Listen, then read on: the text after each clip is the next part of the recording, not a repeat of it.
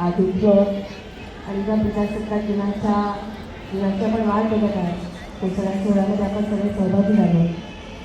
इथे मला बोलवलं, या व्यासपीठावर बसण्याची संधी दिली त्याबद्दल शाळेचं खूप खूप आणि सरांच्या मनापासून आभार.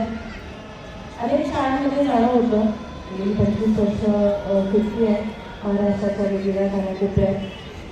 खूप प्रजासत्ताक दिन पाहिले, खूप 15 ऑगस्टचे कार्यक्रम पाहिले, पण हा कार्यक्रमही वेगळाच होता.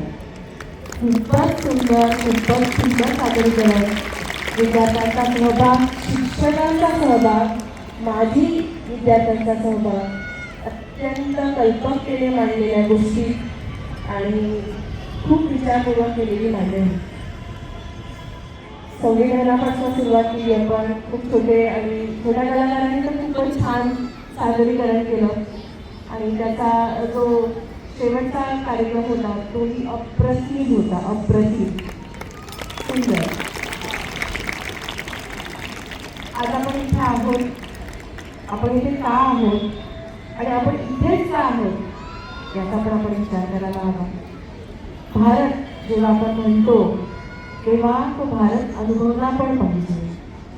तो अनुभवण्यासाठी काय अनुभवायचं आहे हे शिकवण्यासाठी ते तुमचे शिक्षक वृंद, सक्षम शिक्षक वृंद, जागरूक शिक्षक वृंद. बऱ्याचशा शाळांमध्ये आम्ही जेव्हा जातो तेव्हा इतका सक्रिय सहभाग, इतका प्रोॲक्टिव्हनेस शिक्षक वृंदामध्ये काही अंशी कमी पाहायला मिळतो.